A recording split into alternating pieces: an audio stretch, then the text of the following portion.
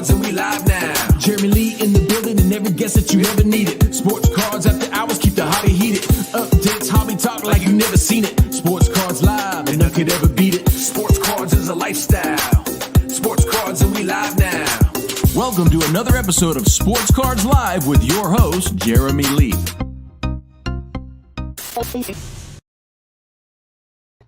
All right, everybody. Welcome to episode number 139 of Sports Cards Live. It is Saturday night, May the 7th, 2022. My name is Jeremy Lee. I do want to thank last weekend's guest, Mike Giuseppe from Sports Cards Nonsense and Card Shop Live for joining the show. We had a great episode. You can check that out on the YouTube channel.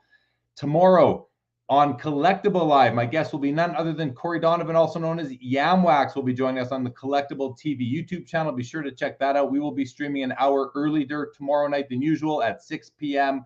Eastern Time. Later tonight on After Hours, another open mic Q&A. I'll be showing some cards, a few things and I've been doing personally in the hobby over the last week, my mail days and that. So check that out later tonight after we are done with this episode with David Chau. I want to shout out channel sponsor Center Stage app. Download the app in the App Store for quick comps, whether you're selling at a card show or looking around and buying cards.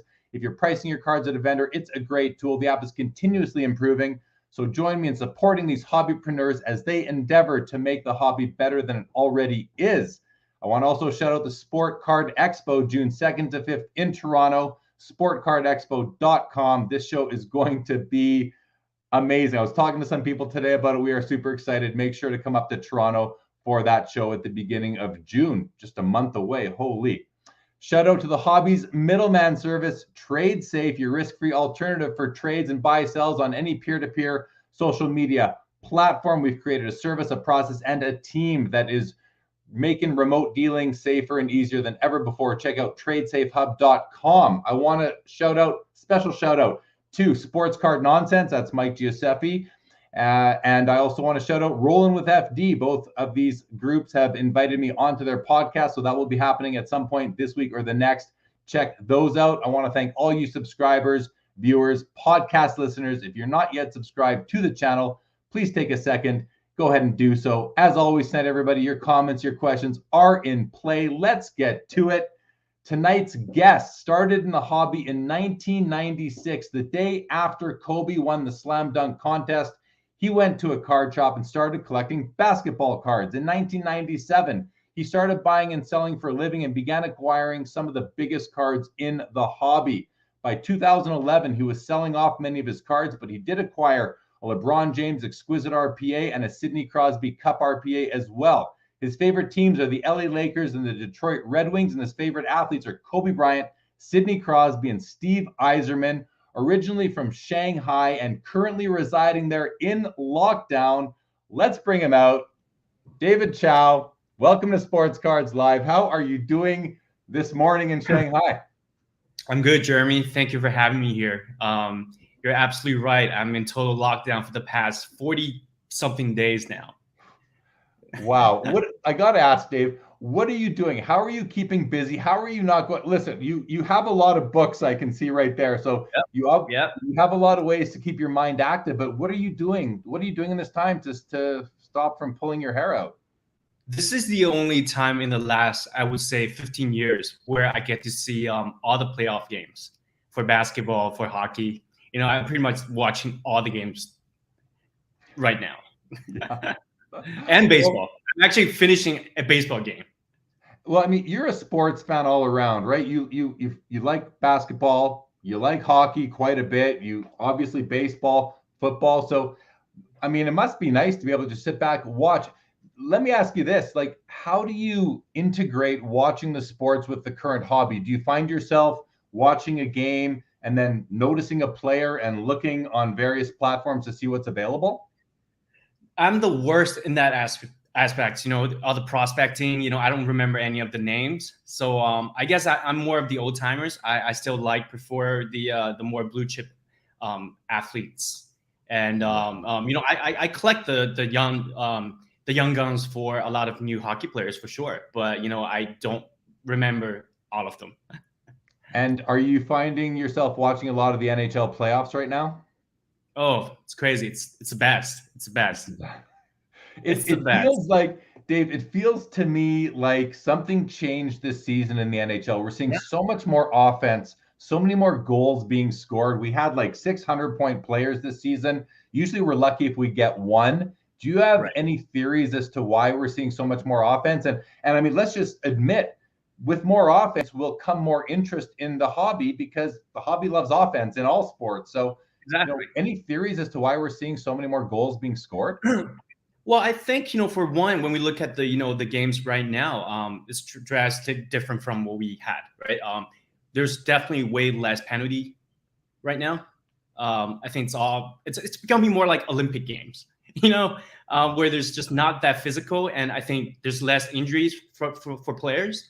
And like you said, maybe the leagues just tell the player, just score more. Just they tell the players, hey, just It's try. actually becoming like basketball, but it's a bit different, because when basketball changed to this 3-point kind of games, I kind of stopped watching it. I still like my physical 90s basketball. Yeah, I was a big fan in the 80s. I was watching in the 80s when it was always the Pistons and the Trailblazers, and Yep. eventually the Bulls, and that was the Yep. era that I was a big fan in. It's obviously very exciting right now with the play. What a great time of year right now. Is this not the best time of year? Being locked down, watching hockey, for sure. Right on. Well, I love that one of the I mean, listen, you are a significant collector in the hobby. You've like I've said, you've had big cards, you've moved big cards. You've actually put your fingerprint on history here as far as the hobby goes. And for such a, you're a little bit under the radar, but those who know who you are. And it's cool that a significant collector like yourself is a big hockey fan, because hockey does not get the love that it deserves, in my opinion. I've been watching and just seeing a whole bunch of different little mini pieces of content lately, where people are they talk about every sport, but they don't mention hockey. So it really, it really hits home to understand just how little hockey is appreciated south of the border, or in the United States, really. But here we have you in Shanghai, happy to be locked down so you can watch all the games. So that it's cool that a collector at your level is a big hockey fan and collects hockey cards. Maybe some of your basketball collector friends will take notice, although I think a lot of them have over the past little while anyway. So does that make sense to you at all? It does for sure. It's kind of saddening, like right now, to see hockey has pretty much become, I don't know, in collecting in the hobby, it's becoming the fifth or sixth behind even soccer now, maybe even behind F1. I don't know. So I don't know, but I think for guys like Wayne Gretzky and McDavid, they are still doing really well. Because that's a name that everyone knows.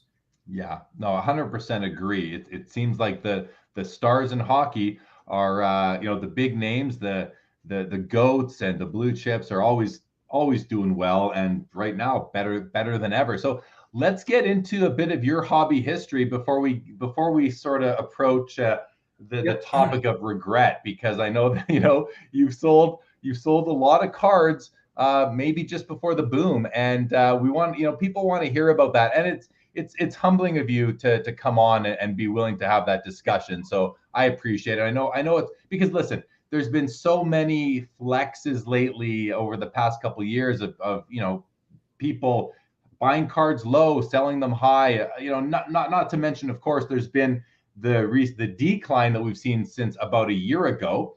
But despite that, the hobby is up over the past 5 years, and it's somewhat refreshing to have a discussion with somebody who's willing to talk about what they regret. It's one thing to say don't live without regrets, but it's not always realistic, I don't think. And the one thing about regrets are, especially in the hobby, is that you got to look forward. You can't always look back. I know that you're that kind of guy. You're not sitting here dwelling on the past too much, looking back. You are looking forward.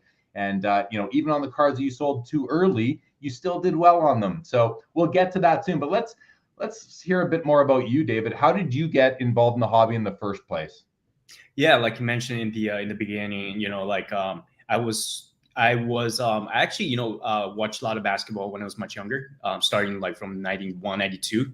I was really young, but it was Magic Johnson that I guess it was the Dream Team that kind of really got me hooked into sports.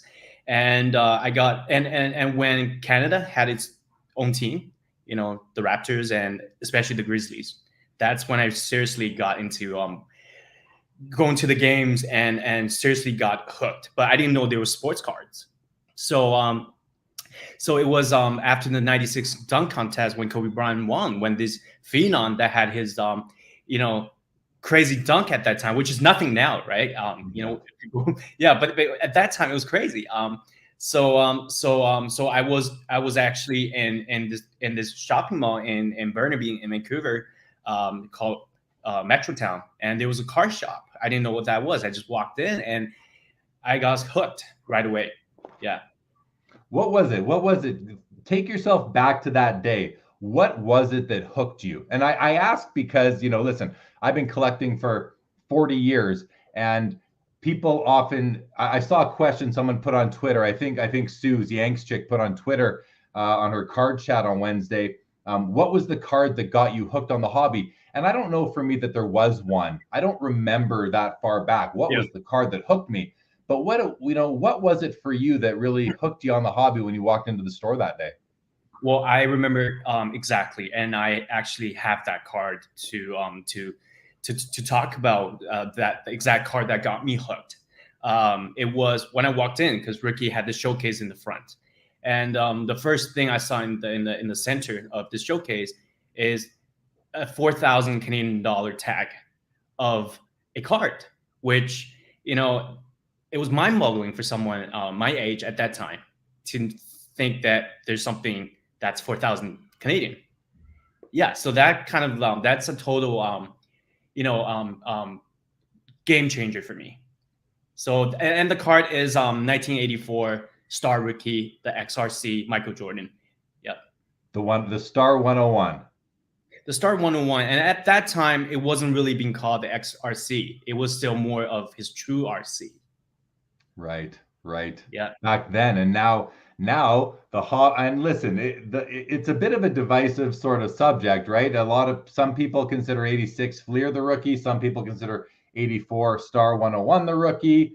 Some people like myself don't care anymore. I don't care which way that debate goes. I have an 86 Fleer. I consider that to be the RC, but for me, I don't, it's not one or the other. It's an and for me. I think I'd like to have both of them. I think the Star would complement. Where do you stand on that discussion though? Do you think that one is the rookie and one isn't, or do you not care, sort of like myself? I don't care anymore. Like you said, I don't care anymore. It's whatever you prefer. But I still think the Star Rookie has so much potential because of its rarities. And one day, if the big grading companies will start grading that card, it's gonna go off the roof for sure. Yeah. Listen, a lot of people make comments like that, if this happens, then this card's going to go through the roof, like you just said. But when you say that, Dave, because you're someone who's been around a long time, you've experienced ups and downs, I'm going to, to me, when it's you saying that, I'd take that to the bank. I think that I trust when you say that. Now, no one knows for sure, but I think you come with some good experience. I don't usually say something like that. I don't. No. Yeah, nor do I, but it's good to hear. I shouldn't say it's good to hear, but when you say it, I actually put some credence towards it. You one of the first things you collected was the 1996 Topps Chrome refractor set. Is that right? No, it was actually the finest refractor set. Oh, the finest. Okay. That came before the Topps Chrome. So that rookie Kobe, the one where he's posing like that, remember the bronze one? I couldn't afford the silver and gold at that time. The bronze one was the card to get back in the day. Back in the day. And you collected the set. So do you consider yourself a bit of a set collector or more of a singles collector? I'm a set collector. To this day, hey? Yeah. And we'll get into what you're doing today in the hobby shortly. I want to go to some comments here. We've got a whole bunch that have rolled in, including some people talking about what card got them hooked. So I see Justin Vick answered that as well. Yeah, guys, if you're out there watching, let us know what card got you hooked in the hobby. That's always fun to know. Put some of those in the comments, and we'll read them out and see what some of those are. So there you are, collecting in the late 90s after the Kobe Bryant wins the dunk contest. Did you end up buying a Star 101 Michael Jordan? That came in about 1999-ish. 98, 99-ish. I didn't buy the single card. I actually bought the whole bag sets. Yeah. The original form where I had the whole set one from 83 to 86. So. Oh, wow. Okay. Yeah. Did you ever open up the little baggy pack that had the Jordan in it? Well, a couple years ago, I eventually fall to the Devils.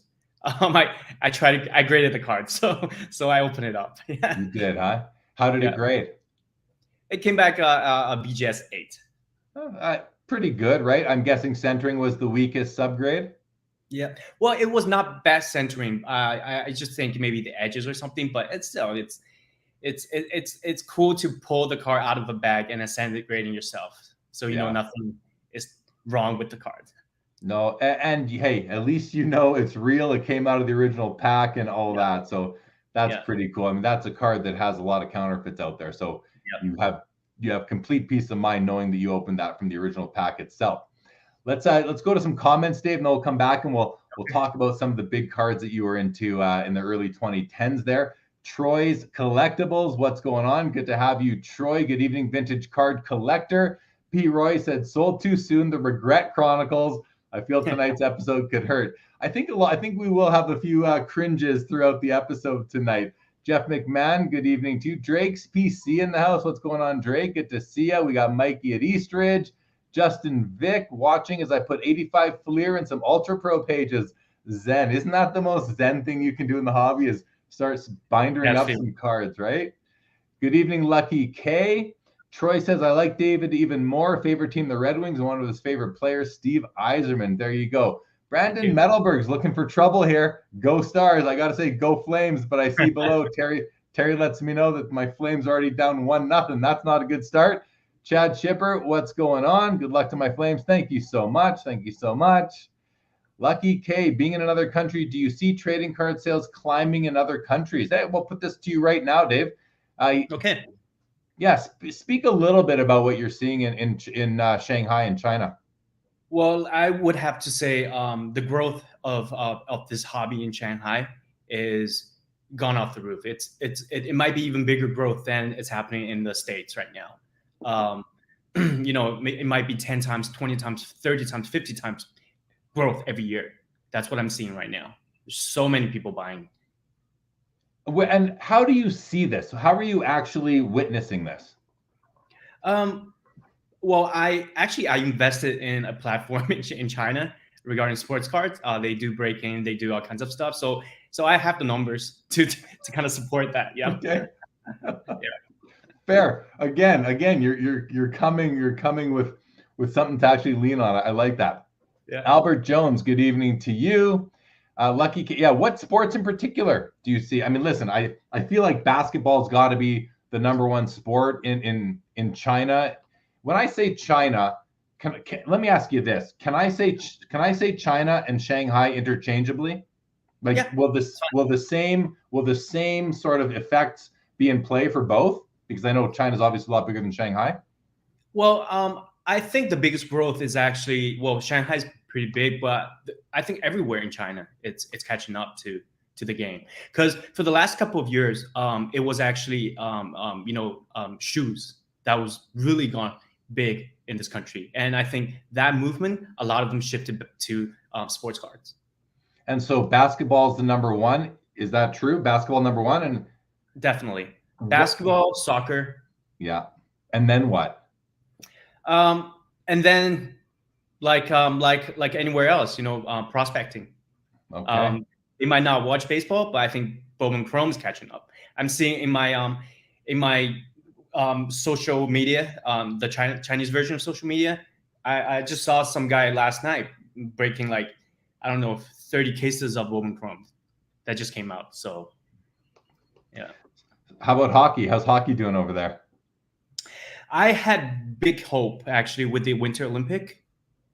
Too bad the major players couldn't make it, right? Well, to me, it had more to do with politics, but we're not going to talk about it here. But the whole winter game has elevated people's interest in this country with all the winter games. Maybe hockey less so because there was no star players. Yeah, that really did hurt. But hey, that was a decision that had to be made, I'm sure. We have SSTHO in the house. Good evening to you. Oh, Steve H, good to have you. Eric Sanderson to Orr, good to see you, buddy. Steve Elmore, good evening. Justin Vick says 85 Fleer Kirby Puckett got me hooked. See, that resonates with me. I get that because I remember how elusive that card was at that time in the Roger Clemens. I mean, those were big cards back then. That's cool to hear about for sure. Goes on to say, I think the reluctance of the grading companies to grade star cards has shaped the opinion of the true RC. Yeah, probably has something to do with it. B. Roy, it doesn't matter which one is the true RC if you are in this for collecting and not solely investing. Yeah, I think so, B. Roy. I mean, I hear what you're saying, but I do think that, whether or not one has the designation or not, I can see that having an impact on both. Like the Star 101 doesn't need to have the RC designation for it to be a good investment still, nor to be a good, like for me as a collect, I would acquire one for the collecting and the investing. I think it hits both. I think it checks both of those boxes. Troy wants to know, David, do you have several Yzerman cards in your personal collection? Any favorites? I do. I have actually quite a few of the 90s inserts Yzerman. That's what I kind of focused for my PC at that time.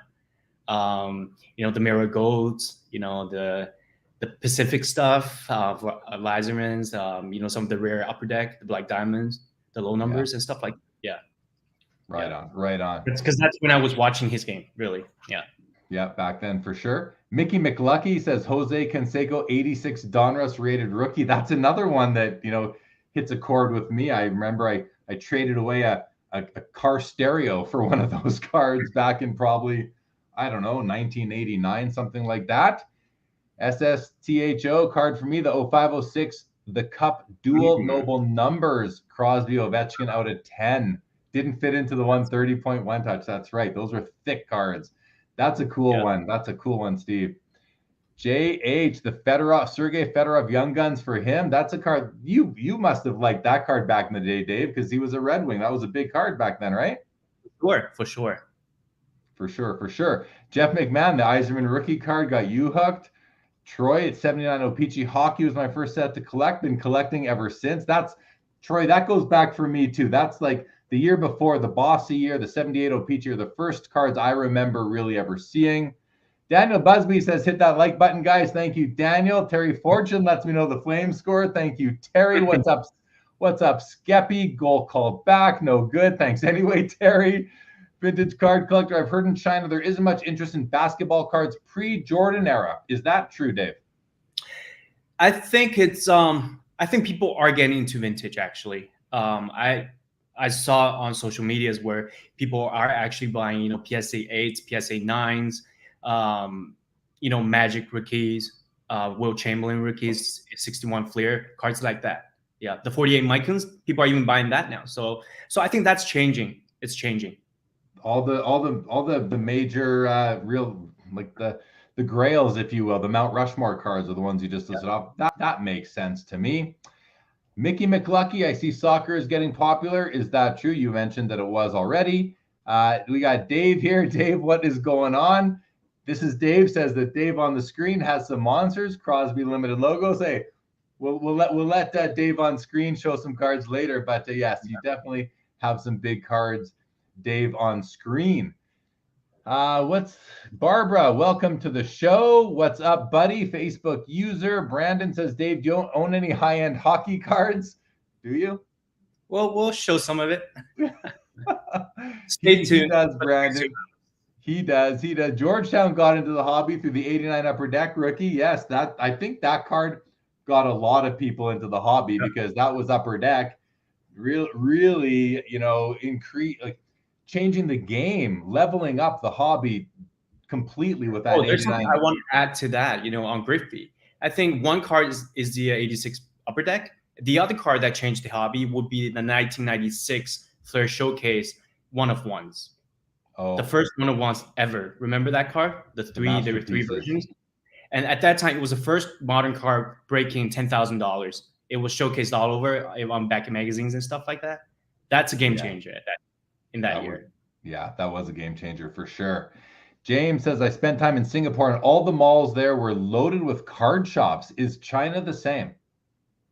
I think China, like any other industry right now, is more focused on e-commerce. Right. There's less shops. Yeah. Right on. We have Suze in the house. If that is the real Suze, I'm guessing it is. Just called you out, Suze, too, or didn't call you out, just mentioned you a few minutes ago. So welcome to the show in terms of one of your card chat questions the other day. All right. Okay. Well, let's get into some of these cards, because here you are, you're collecting in the end of the 90s, and then you start acquiring some of the biggest cards in the hobby. How did you know well, first of all, why don't you tell us what they were? But I also want to know, how did you know what to buy, and were you just buying what you liked? Well, like everyone else collecting in the 80s, 90s, it has to, we follow Beckett, the hot list. Right. And being Canada at that time, and also I moved back to Hong Kong for a couple of years. It's just waiting for Beckett to come out every month. That was probably the most exciting thing every month, to have the new issues of Beckett's. So I start. I went back to Hong Kong in 1998. That's when I seriously got into buying and trading and selling at that time. So I was able to acquire a lot of big cards. And so talk about them. What did you love about them? What were the big cards that you were buying back in those years? Okay, it was, like I said, I was a set collector, and I was actually what my family did a little bit of antique and art trading and buying even before that. So they kind of supported me as well. They understand collectibles, so I was lucky for that, right? So my dad was able to lend me some money to do that. Yeah. So no, but I collected runs of cards, sets, and pretty much all the 1997, 98, 99, all the big sets you could find at that time. I pretty much had them all. Let me just throw out some big ones. Everybody's so crazy over PMGs now, right? I had the whole set of the red version basketball, and I was missing about 20 of the green. How many cards are in that set? Is that a 100-card set? Yeah, it's a bit more than that. I kind of forgot now. It's been so long ago, right? And then for Star Rubies, I had 95% of the set. Ultra Platinum for basketball, I had the whole set. The medallions. The medallion, that which I sold on PWCC a couple years ago. The whole set.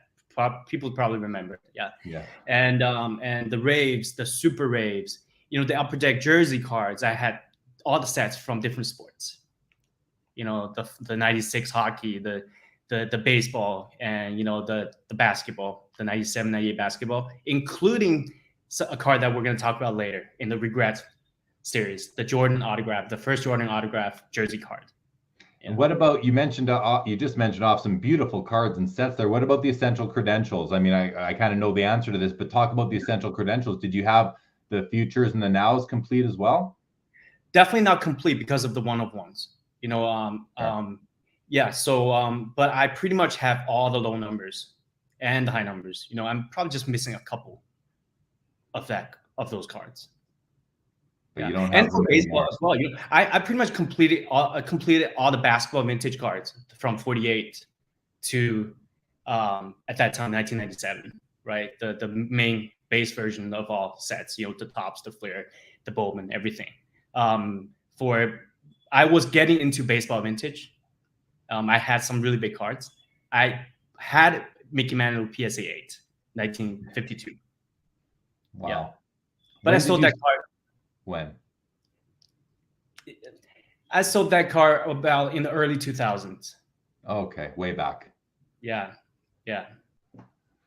One of the, we're going to get into it, but one of the things that that I always kind of think about, and I've sold cards early as well. I think we all have. I think everybody sold the card too early. And for everybody who bought a card early, someone else sold it. Someone else sold it to you at too early there. Yeah. But I always like to think that you took that money and you put it into something different in the hobby. And whether you did or didn't, we'll get into that. But that's something that you can always sort of fall back on if that is something that you ended up actually doing. At what point? So you have all these cards, you end up selling them off down the road. But what happened in 2003 when LeBron James came into the league and Exquisite came out for the first time? Did that reinvigorate you in the hobby? What happened at that time?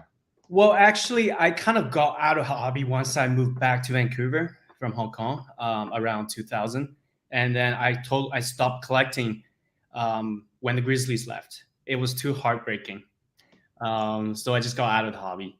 And all the cards that I bought that I couldn't sold at that time because I paid too much. It was not cheap when I paid it compared to what happened the following decade, right? A lot of PMGs actually went down. They didn't go up. They went down in price. So I couldn't sell them. So I just kept them. I never looked at them. I didn't want to look at them. Even when LeBron, when the 2003 draft class came up, I didn't collect. I didn't collect until 2005 when the Crosby rookie class came. Crosby and Ovechkin, and the stoppage of the NHL the previous years. That's when I kind of got back into it. But it was only temporary for a year or two. But I was seriously collecting in 2005 again. So you came back in 2005 because of hockey, but then you looked backwards and you went and you picked up a LeBron James Exquisite RPA as well. I did. I paid about in 2005 actually. I paid about 15,000 to 20,000 or something like that. I can't remember. Yeah. So it was a good buy at that time. But wait till I tell the price I sold it for. For a card that's worth over $1 million today. Well, let's put it this way. After this episode, I'm gonna make everyone feel good about regrets. Okay.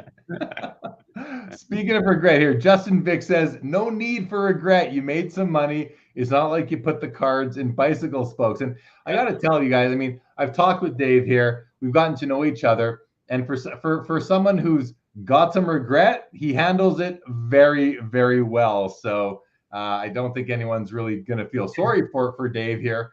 But I think it's entertaining and it's refreshing to see how you do approach this, and just that you're willing to talk about it. So let's get into it. Let's talk about some of these regrets that you have and some of the cards that you did sell too early.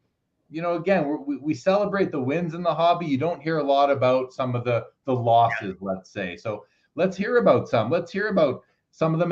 And let's start off by talking about, how do you feel about it? Do you dwell on these? Where is your head at? Like literally, some people, who might have left millions of dollars on the table could be depressed about it. They could have actual, mental health issues stemming from it. How do you handle it? How are you dealing with it when you look back? I would say I'm a pretty optimistic person overall, and it was good that I didn't look at cards for over a decade. I started looking through them in 2011-ish, 12-ish, because cards was kind of like going up a little bit. And so I took them out of the garage and started looking at them, going through them, and send many of them to the grading companies. But then I realized it wasn't a passion that I had, in the late 90s, right? So I kind of made a decision at that time to kind of sell everything, just get out of the hobby altogether. And so that's what I started doing for the next 5 years. That's how long it took me to sell most of my collection. Well, let me put it in perspective. People want to hear numbers. Between 2012 and 2017, I calculated, I was going through my PWCC account and some other accounts, my eBay and some other auction accounts. I calculated I sold $3 million worth of cards. What about and that includes like private deals, like the one that Spinatron mentioned? Yeah, that includes on Instagram. Yeah, that includes that. That's 2014 that I sold him. But then between those years, the 3 point something million worth of cards, conservatively estimated would be over 100 million today. Yeah. So when I said earlier that people who might have left a few $1 million on the table could suffer mental illness from that, self-inflicted. I didn't realize. Yep. Sorry, Dave. I didn't realize that it was that big of a number. How do you?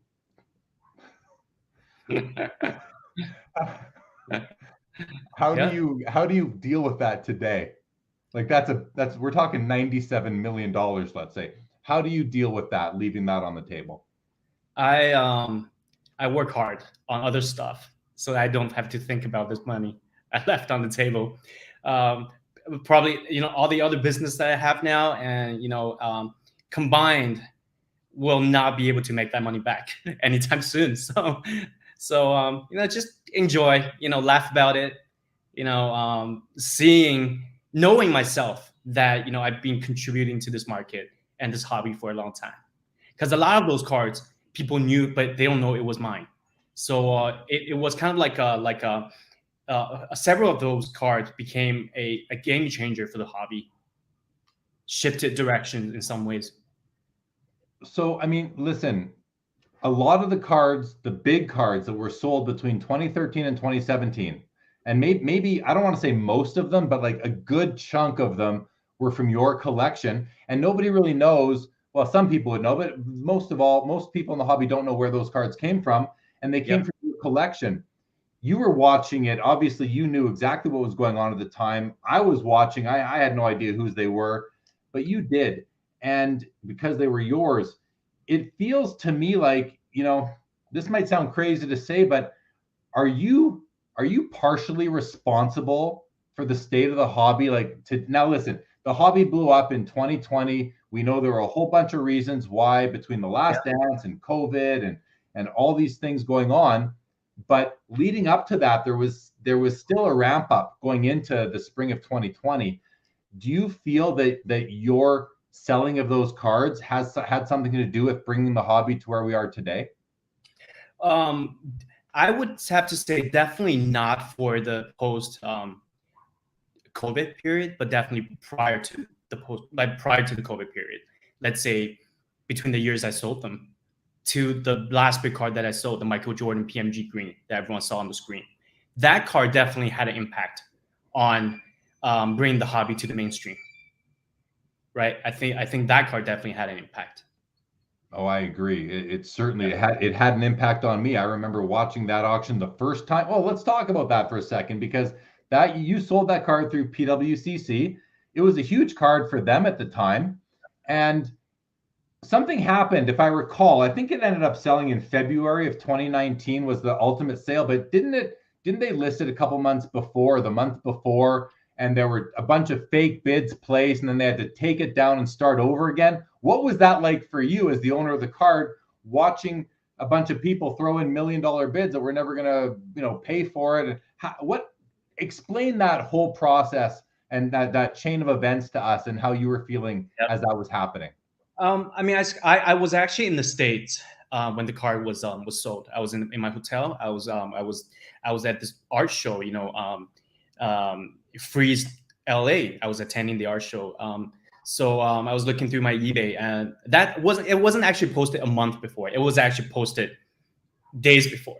Okay. And they relisted again. During the second or third days, the card went up to over 500,000. And then Brent just emailed me, the owner of PWCC, and told me that he thinks there's a lot of suspicious bids, and he wants to relist it, and asked for my opinions, because prior to that card, there were some instances where I was not happy with how PWCC handled my collection prior. to that. We could get into that later, but so I agreed to it. I say go ahead, and then so they relisted and it got sold for 350,000.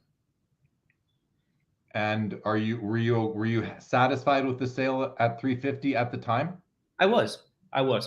Yeah, I was. Did you know? Did you know who was bidding on it? Like, did you know while the auction was live? Did you know who was bidding on that card? I knew a couple because they tried to buy it off of me before, and I knew Nat would be a participant, but I kind of had an idea that he would be the buyer as well. So, do you know who the underbidder was? I mean, somebody had to bid it up to 350, not just Nat. So, do you have any idea? But there were a couple of the big time legit buyers for sure. That I could tell you because they tried to buy it off of me privately. Actually, at a price pretty close to the final sales number, actually. What do you think that card is worth today? That exact card that Nat ended up purchasing. I'm not the best person to ask about prices today. If you knew what I sold last year, I don't know. But it would be a big. I think it could break the basketball record again. So what is the basketball record right now? Like 5 million, something like that? 4 point something, or like 4 point something million or something like that. Yeah. Right. Yeah. So you think I mean, there's only 10 made, and I think one person has 4 or 5 of them right now. So that leaves a few. Tough to say, but it certainly is maybe, it's up there as one of the most important cards in the whole hobby, like in the whole history of the hobby. So for that and that copy it's an authentic altered copy as well, isn't it? It's not even graded with a number. So that's something I would like to add, because I graded the near complete set myself, the red and the green. Not with PSA, I graded with BGS prior to that. I knew when I bought the card, I didn't do anything to it, and many of the cards actually, I opened the cases.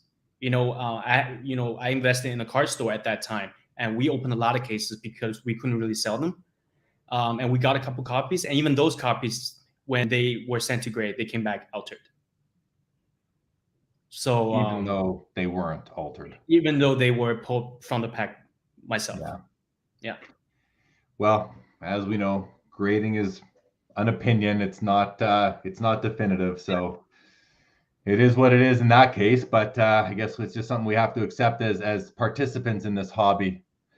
Yeah. So okay, I'm just looking at some comments here. Sue's her mind is blown.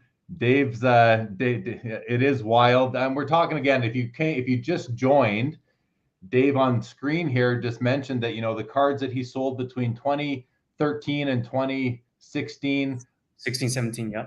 17, he sold for about $3 million. Today, those cards will be worth over $100 million, and it's about $97 million left on the table there. So when we're talking about the Regret Chronicles, I mean, this guy handles it with a level of class that I don't know that I know I wouldn't be handling it that well. So kudos to you. Justin Vick says Dave Chau was an industry. Again, you're somebody who isn't well known, but the key people in the hobby who know where big cards have been definitely know who you are. B. Roy, and you are smiling for sure. Dave says, well, I'm sure the cards you own today will 5x in upcoming years. Hey, hopefully that'll be good that'll be good for everybody, right? Les Edwards, what's going on, Les? Good to see ya. Jay says, basically, Dave created the first big-time collection.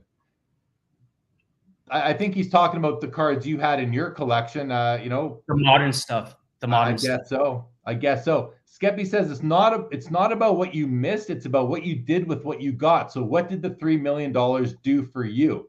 Do you want to discuss that? Yeah, it's kind of a sad story. It went to a company that I invested, which went bankrupt during the COVID.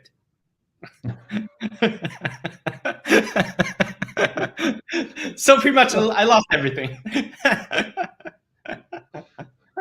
Dave, stop laughing, man. Wow, no, I'm kidding. That's the fact that you're laughing is that's something for sure. How are you laughing? I mean, obviously you are not starving. You've got other things going on. You must be capitalized. I have no idea what your net worth is, anything like that. I'm not going to ask about it. None of our business.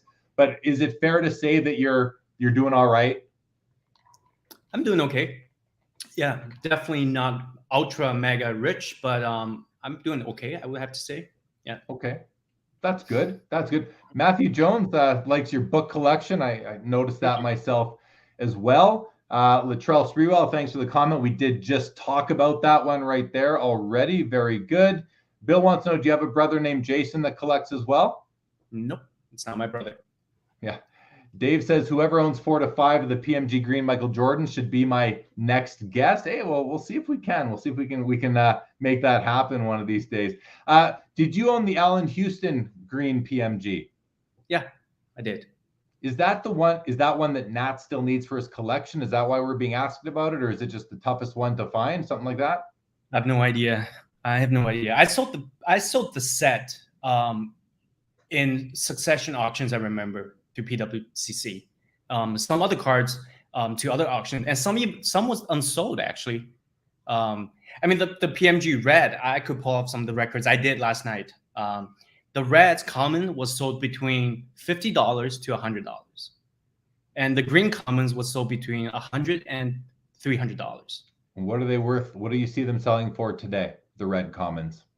The Red Commons go anywhere between 500 to 3,000. And the green ones is usually, I don't know, sometime when the green one comes out, some players that you've never heard of goes up to, I don't know, 1,000, 2,000, 3,000 to 5,000 even. Yeah. Pretty crazy. If anyone doesn't know what we're talking about here, we are talking about the Fleer Metal Universe Red and Green Precious Metal Gem parallel sets. These were parallel sets to the base cards from this very unique and innovative brand that came out in 1997 with designs by Arena Designs and Jean McLeod, who's a legend in our hobby. And she's back in the hobby now, designing cards again for Upper Deck, which is great. Great to have her back. And these cards are, if you don't know, these cards are pretty much known as the most iconic, the most important insert or parallel sets ever to come along in the hobby. They paved the way for many more sets to come afterwards. And there were 100 total cards. So the first 10, so 1 of 100, 2 of 100, etc., were green in color, and 11 out of 100, 12 out of 100, all the way to 100 out of 100 were red in color. And Dave at one time had the whole red set and almost all of the green set. And now these cards, as he just said, even commons of no names, the greens will sell for 5,000, the reds will sell for a couple thousand themselves for people that you haven't even heard of. So the set is doing very well today. And again, if you're just coming, he mentioned earlier that cards that he sold in the first half of the decade, the 2010s, 2012 to 2016, 17 for $3 million would now be worth over $100 million. So some serious numbers there, and really just evidence of where this hobby I'll give out some numbers later. Yeah. Well, why don't we okay, let me run through some more comments and let's do it. Silver Bull 30, welcome to the show. We are going to keep going here. Ink Paper Wax says Chau sounds like a collector's collector. I think that's for sure. Silver Bull, who's new to the show, says hit that like button, everyone. 132 watching, only 27 likes. Come on. Thanks, Silver Bull. Yeah, guys, take a sec. Hit that like button. Why not? Doesn't hurt. Doesn't hurt. Justin Vick, I would have blown it all on booze. Well, that would have been at the end of the day, that might have been more beneficial than losing it in an investment. I don't know. Silver Bull says you have to have kept one big card. What was it? For basketball, actually, I kept the Kobe's till last year. The Kobe PMG Green that was sold through PWCC for $140,000. Okay. And then this year, a Kobe sold for $2 million, right? That's only 1 year apart. So I kept the Kobe. Yeah. DR has a question for you. What's an example of a super low dollar value card that brings you joy? I don't actually. I get joys from commons to big cards. I love collecting sets. I miss the time when you have all the commons to sort, watching a game, sorting cards. That's what I enjoy most about the hobbies. When I was seriously collecting, so I like building sets. I like to put sets in the album. That's a big fun thing to do. So it's the whole aspect of collecting that I enjoy. Yeah, well, that's good. I mean, that it's like someone just said, you're a collector's collector, so that it makes sense that you have that position right there for sure. Information Man Show, good to have you. Peace and respect to you as well. This guy, how did you get here? We don't know, but welcome to the show. Busby wants to know, did you have any of the NFL precious metal gems? I did actually. Not that many, but I had the players that I liked at that time. The Brett Favre, John Elway, some of those cards. They're nice too, right? There's a nice Jerry Rice PMG red that's two of them been up on eBay for a while that no one's had to buy it now on. I wonder why not. Yeah, but I sold them for a couple $100. No, not much back then. Well, Daniel says they're going crazy lately, which yes, they are. Silver Bowl, great stuff. Good to see you. Good to see you. Ryan Bitter says Dave mentioned he was a set collector. It seems like the focus today is exclusively on player collecting with not many set collectors. Why is that? Do you have any thoughts on that, Dave? I think it's the whole media. Well, for first of all, when people are just getting into the hobby right now, they probably don't even know there's such thing as set collecting, right? There's no one promoting it. There's no father or grandfather, collecting the sets with them. So I think that's a big issue right now is the media portrayal of the hobby, which has turned totally into an investment vehicle. It's true. You don't see a lot of the set. Listen, the hobby became a hobby of hits. A lot of that would really happen by virtue of the group breakers, the online breakers, emphasizing the hits. And that's what even the card manufacturers have. They run when they model out the set checklist, it's all based on hits. How many hits per box and how many hits do they need to produce to have a whole run of a product to hit their numbers. So that's where the hobby's gone to hits. And that's why when you are opening packs of cards now, very rarely do people stop and look at every single card. You skim right past the base cards looking for those hits. I think we're all guilty of that at times when we are opening up packs. So I think that's why, to Ryan's question, I think that's why the hobby has become really a financial instrument of sorts, and the financial value is derived from the hits, the more valuable card and the more valuable players and that sort of thing. So, which makes sense, right? The players that are more culturally relevant, that are actively playing, that show up on the highlights night after night, that are the offensive stars of their leagues, they're the ones that get all the love, and it makes sense. But there are still set collectors out there. We have to acknowledge that. We know that there are people that every year collect Upper Deck Series 1 and Series 2 hockey, or every year they collect Topps baseball flagship or Panini Prism. People still do it. Probably fewer on the Panini Prism than the Topps flagship or the Upper Deck hockey, but still, people are still collecting sets. That's for sure. Rich says sorting cards in front of a game, that's the best, right? That's a great hobby pastime right there. Colin Murray, good to see you. What's going on? Justin says online commerce has helped player collecting become more efficient. That's true. Definitely true. Eric brings up the triple logo man that was hit. Was that today or yesterday? You're aware of that obviously by now, Dave? What are your thoughts on that card? And I wanted to put on my Instagram story today, like, can someone text me when I can log into Instagram and not see a picture of that card again? Because it's like every second person is posting that card. What are your thoughts on that card, the triple LeBron logo man that was hit by Backyard Breakers today? I don't want to spoil anyone's excitement right now, but it kind of shows the lack of knowledge that many the new players of the hobby has. It's definitely a great card, definitely a big card.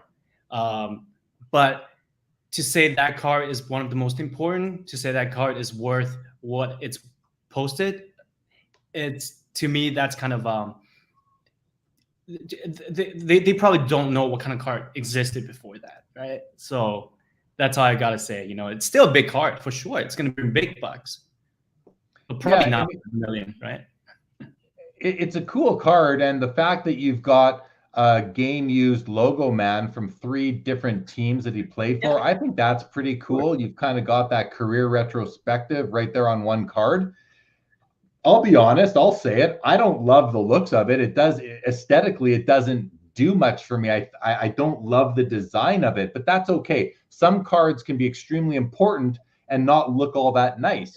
Some rookie cards come to mind when you're thinking along those lines. So definitely a big card. Definitely the highlight of the week as far as breaks go in the hobby. And I wonder if Drake is going to make a play at it, or if whoever owns that card now, are they going to sell it? I mean, is it going to be listed on Golden or PWCC, or will someone just privately broker it to Drake himself? So any speculation from you on where that card ends up?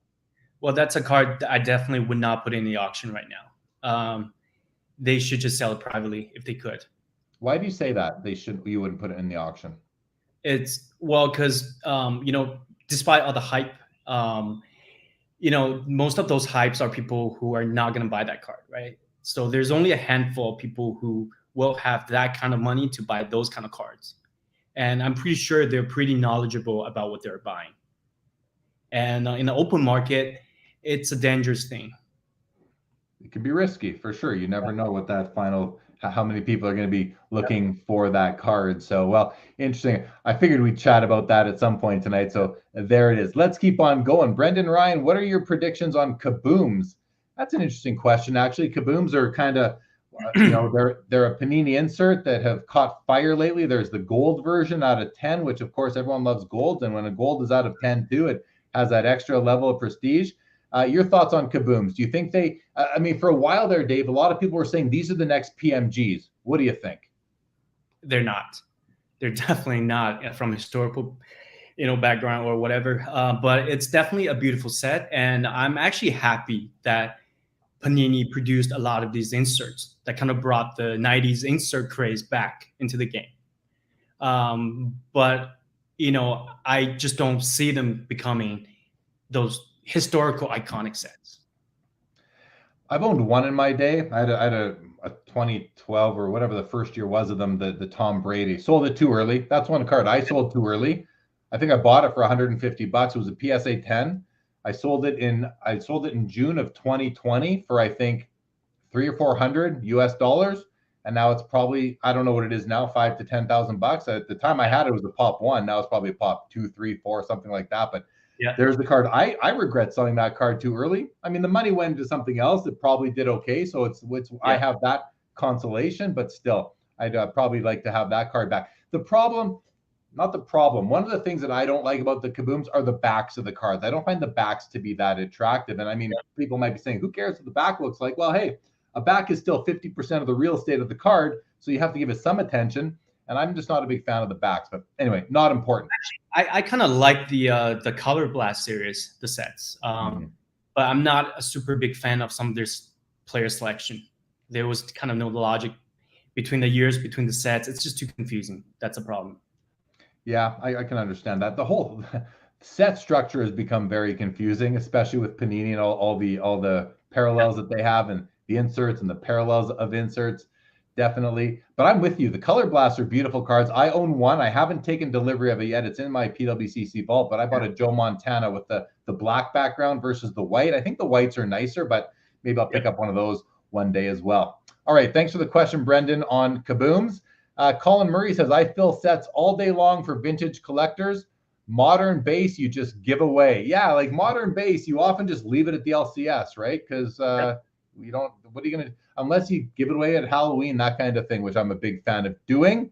Foul Fireball is one of the few set collectors. Well, stick with it. Set collectors are part of the fabric of the hobby. There's no doubt about that. Pepino Man is late on here. What did you guys determine was too early to sell cards? Before 8 a.m. Before 8 a.m. 2017, Pepino Man. There you go. Jeff Hart says the PSA set registry is still active and strong, which is a great observation and something to point out, because the PSA set, it's like a specialized set collecting though. It's almost a specialized, customizable set collecting angle. One that I was very active on. I've kind of I don't really bother with it anymore because it kind of, even though it's customizable, when you're collecting a large set registry of say Hall of Famers, you're kind of forced to have to acquire a bunch of players that you maybe never heard of, even though they're, like I'm talking about the bottom tier Hall of Famers themselves. Actually, I had, a side story is in 2013, I helped David Chau, who was the founder of PCGS and PSA. I helped them to launch their office for coin grading in China, in Shanghai. And I had a good opportunity to chat with him. We became pretty good friends.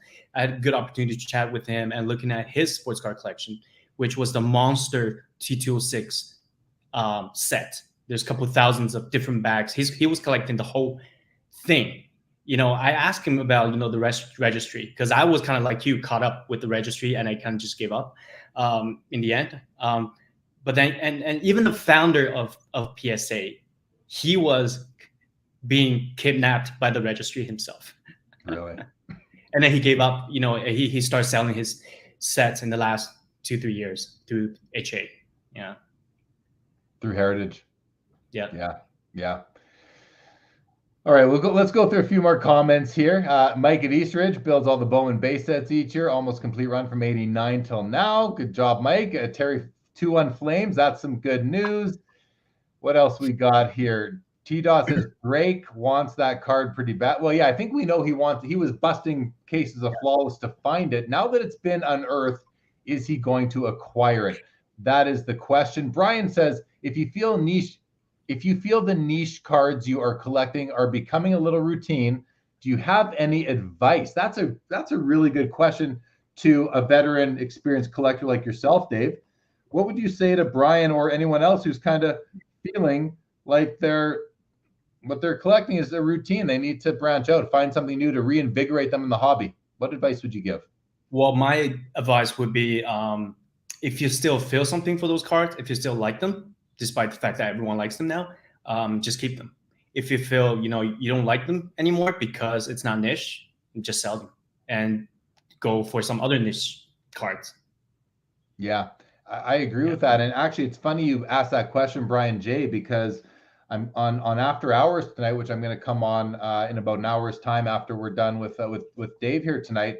I'm going to talk a bit about that on After Hours because I went through a bit of a process last night. So if you're going to be tuning in later, you'll hear me talk a bit more about that then. Matt Jones says 3 people won that card, the LeBron triple logo man. So it'll be split somehow.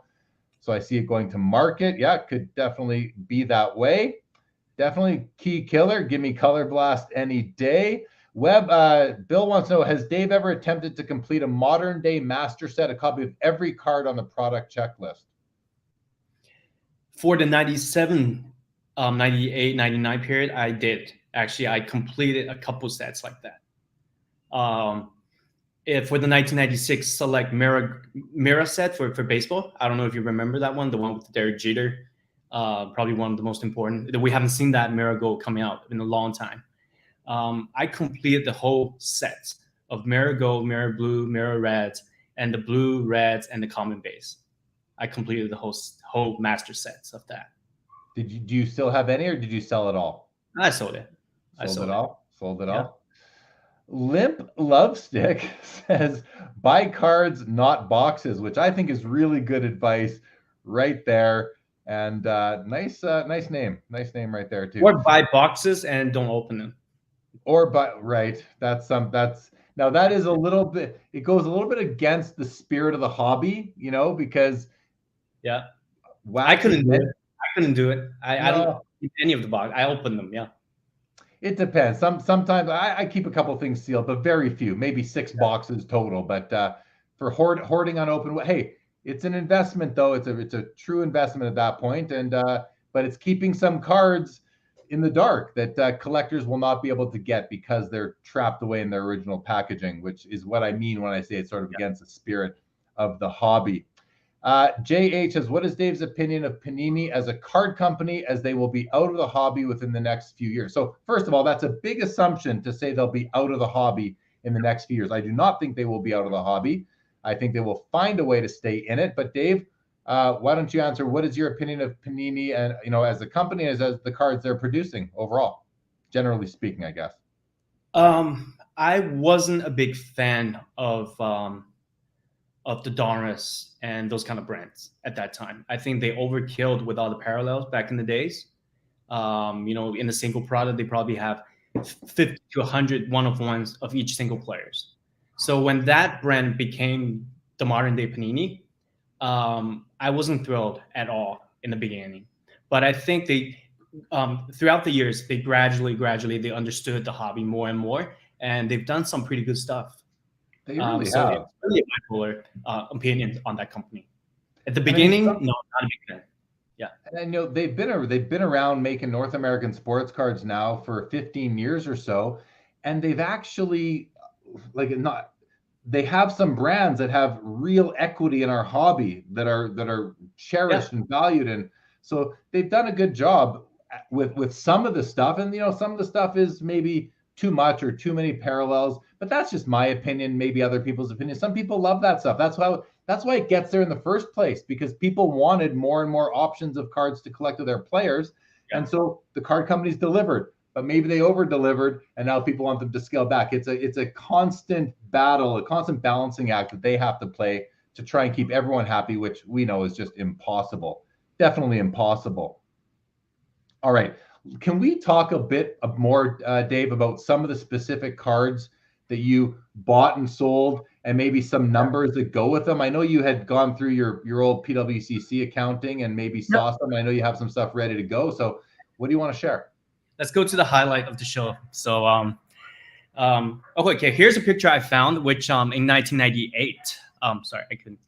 This is 1998. I was actually in Hong Kong in the newspaper, where me and my partner, who also came from Canada, we opened a card shop. So here's a proof that actually 1998.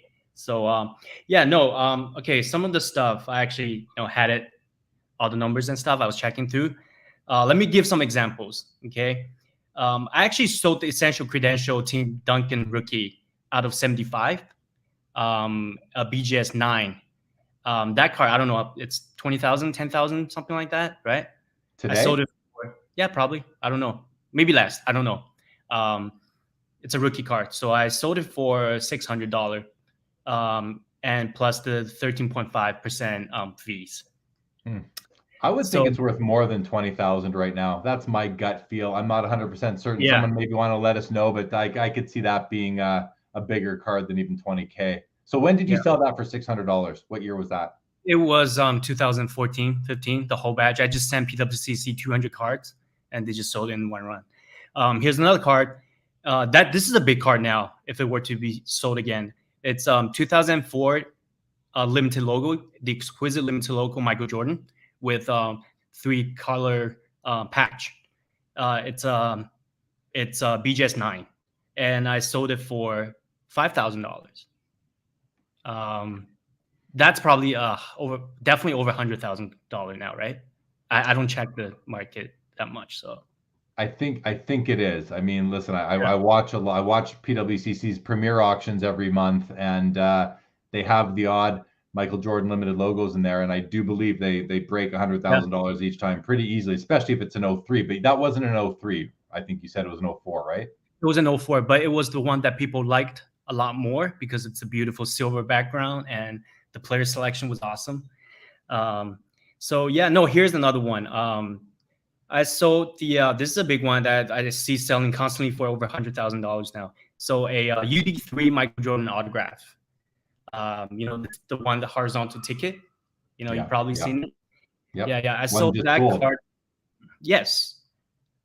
That's 2013, 12, 13, something like that. Yeah. That car I sold for $3,000. And now it breaks 100 grand every time it comes up. Definitely over 100 grand. Yeah. Yeah. And, there's a lot more. Okay. Here's a good one for,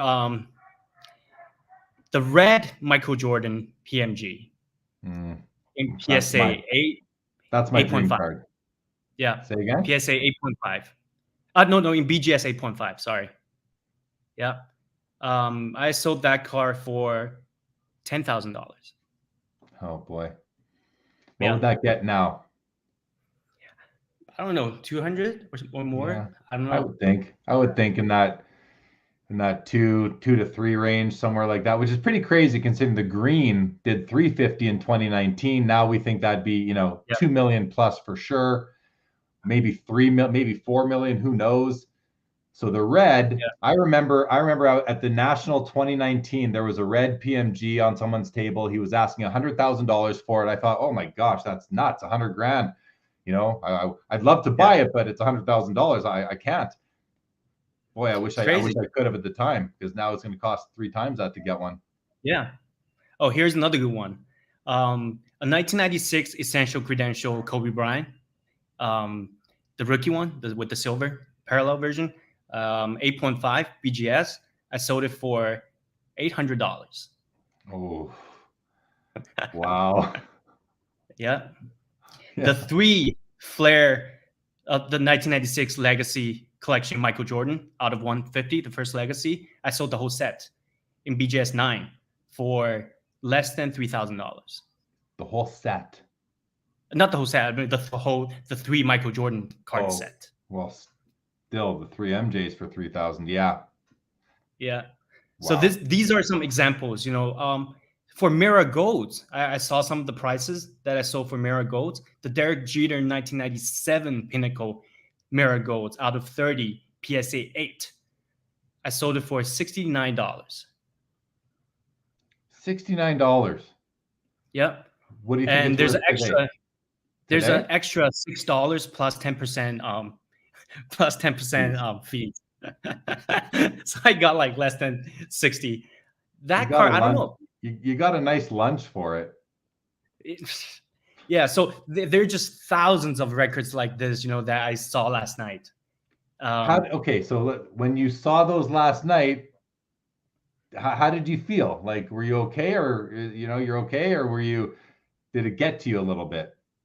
No, I'm used to. I think I'm at peace with it now. Yeah. I just don't think about it anymore. What could, what if? I think the $3 million that I invested in that restaurant chain hurts more. Right. Right. I regret that. I regret that more than the cards. Yeah. I mean, so that I sold the Jordan. I was one of the very few people who had the 3 big Jordans. That would be the 1997 Upper Deck autograph jersey, the first one. That's selling for $2-3 million now. The PMG green, and also the Essential Credential, the green one out of 9. So I was one of the very few who had all of them. And I sold the green Essential Credential for $40,000. And PWCC used that card for many years as an advertisement, I remember. And then the 97 Upper Deck autograph was the one that I wasn't too happy with PWCC. It kind of ran into the same problem that the the Jordan PMG green went through. A lot of my friends was trying to bid on that card on eBay, but PWCC never announced that you need a pre-approved or kind of limit thing. So the auction stopped at $99,000. A lot of people were looking. Yeah. Yeah, a lot of people were going to bid up to 200 to 300,000 even at that time. So so no one knew about it. So I wasn't happy with Brent at that time for that card. Well, I hear you, but you might have had one extra restaurant location that just might not have made it, right, with that extra couple hundred grand. So definitely, yeah. I can certainly understand being upset at the time, but now that you have everything in hindsight, what happened, it might be easier for you to let that one go. I would think. Troy, ouch, these sales are hurting. Did he at least charge shipping on these? Yeah, Henry says you got to move on, but you have moved on. That's the best part about this, is that you're not dwelling on it. So you're spending time talking about it tonight, and this video will live on, but hopefully after this you're able to just move forward. Jordan, okay, right? How did just one final just here are 2 cards that I sold even last year. The one I mentioned about the Kobe green, and another card kind of hurts too. So wait. So this is a photo I took before I sent them off. So it's the Kobe green and also the Tom Brady ticket contender out of 100, which I sold it for. I exchanged for some cards, and with some cash, for the valuation of about $180,000 last year. It's a 8.5. Yeah. You sold it for 180,000 last year, and now that card routinely sells for about $1 million, and it's gone for more. Yeah, it's the gone highest down was to $1 like million. like 2. The highest was 2, I think. So yeah. So like, I'm looking at these cards that you're showing, the cards you're talking about, the Jordan Essential Credentials, the green one, that's a dream card for sure. As a collector, I would, if I were you, I would be, I'm not you, so it's probably a moot point, but like, I'd be looking back, I'd be thinking about two things: the money, because you kind of have to. It's a lot of money that is kind of left on the table. But I'd also be looking and thinking, like, what if I want these back? Like, what if the collector in me would like to have them back and wish I didn't sell them? And I'd be pretty upset with myself for letting them go in the first place, because never mind, I left that money on the table, but now to get them back, it's impossible because no one's going to give them up. But also, if they did, it's extremely more expensive now to get them back. Do you ever feel that way as a collector, that you would love to have those cards back, or have you just moved on to collecting other things?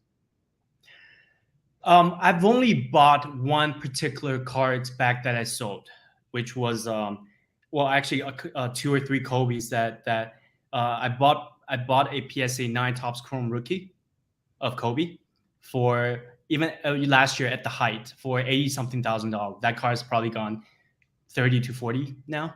But I just had to have a Kobe rookie in my collection again. But I sold a copy for $800, a refractor, right? So I paid $80,000 to buy one back, and I sold one for $800 back in the days, right? But that's one of the few that I would buy back. So right now I'm just moved on to mostly hockey now. Mostly hockey now. That's cool. That's gonna score points with me, at least as a a hockey collector myself. You Spinatron, who's a well-known collector, he's got a great collection, and he's very active on Instagram. He posted today, when I shared that you were coming on, he shared it and he mentioned that he was basically very grateful to you for helping him fill out his Essential Credentials set. Do you take any pride in knowing that you help these guys, help Spinatron and others build their collections, and that without you, they wouldn't have been able to do that? Is there some form of gratification through that for you? That's probably the most, proud aspects right now for me. I think that's the lasting relationship that I've made over the years. Like you said, I've been pretty low key for the last many years, but the people who knows me, the big Wills and, guys like Nat, Spinatron and those big timer, they know me. So, and also, this is a good transition to our next topic, which would be the cards that I'm buying now, right? I've, since COVID and since Instagram, I've made a lot of good friends on Instagram in the hockey market, in the hockey circle. So this is the pride that I have nowadays, are these connections that I have with people, including with you now, so. For sure. Let me ask this, like, you obviously started with basketball, as we discussed earlier. You started with basketball, you started with Kobe. Jordan Riker just put in here, why Kobe? And I think you addressed that at the beginning of the show, because you saw, you were sort of introduced to cards through Kobe winning the slam dunk contest in 96, 97, whichever year that was. That got you into collecting. So, I mean, that's interesting stuff, and that's why you end up getting that card. Why you went back now and purchased the Kobe card. Sorry, I forget where I was going with that earlier. But you are now doing a lot of hockey stuff. And where I was going was, why do you think you went from basketball, like back in the 90s, you were all basketball. Now you're hockey. Why did you go from basketball to hockey? Or why are you not still collecting basketball? Is it because of the cards that you used to have that you no longer own? Is it because basketball is just much more expensive to collect than hockey? Or is it because you're just a hockey fan? I think all of the above. Okay. Plus, plus I guess it's more niche. Back in the days, basketball was niche. Now, hockey is the niche, but maybe that's another reason why. Yeah, that makes sense. I, it certainly is a niche within the greater sports card hobby right now. And I mentioned earlier, I've seen some. I think it's Coffee and Cards are opening up a store in New York, and they're also, I believe, opening up a store in Las Vegas. And I saw them do a little promo for it, and they were doing a tour in the store, and they mentioned every sport except hockey. It was Dan Fleischman did on his Instagram, mentioned every sport except for hockey. And you're in an original six city in New York. You got the New York Rangers and the Stanley Cup playoffs, and you don't even mention hockey. There are hockey fans there. There are hockey collectors there, and they're not even aware that hockey exists at Coffee Cards, Coffee Break. Well, I'm not sure the technical name of the store.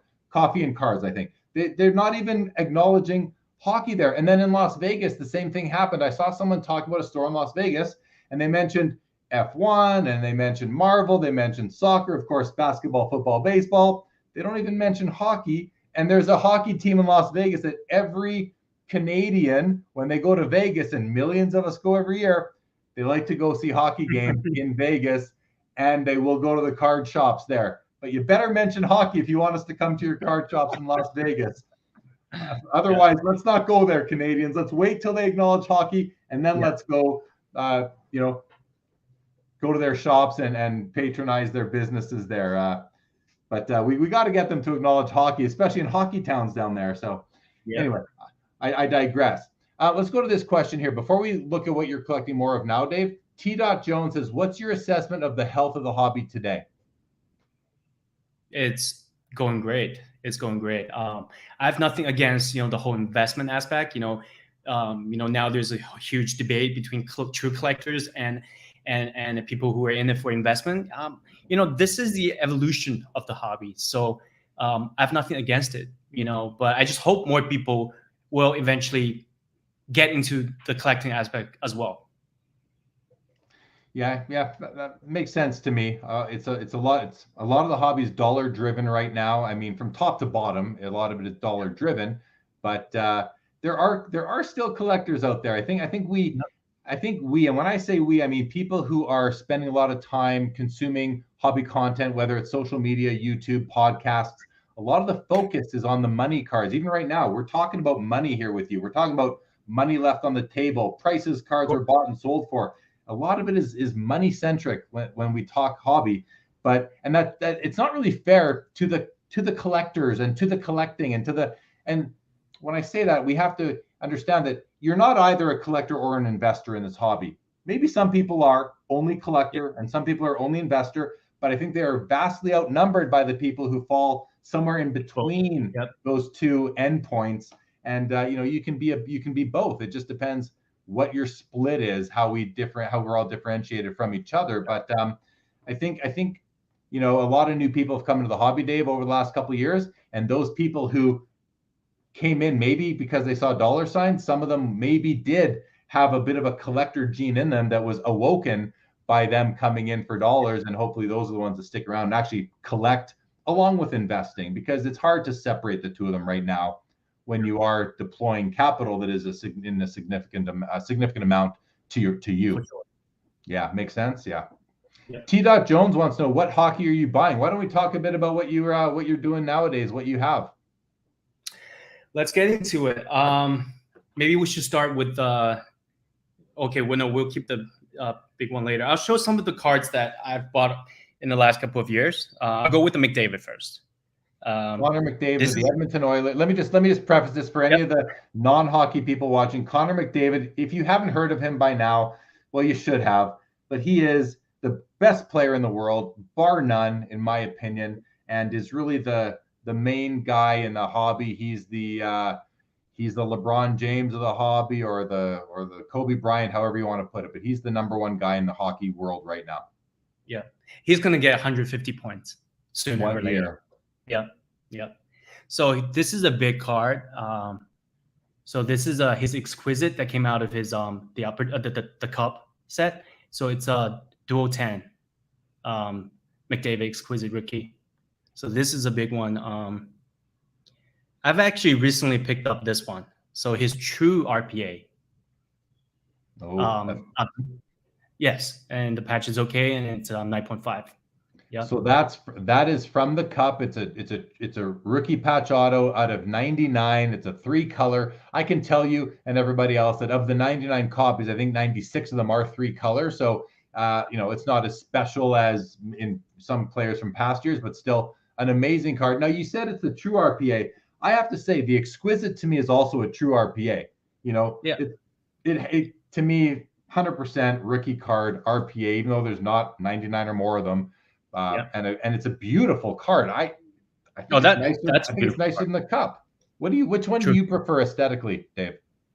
Oh, the Exquisite for sure. Yeah. Definitely the Exquisite. Yeah.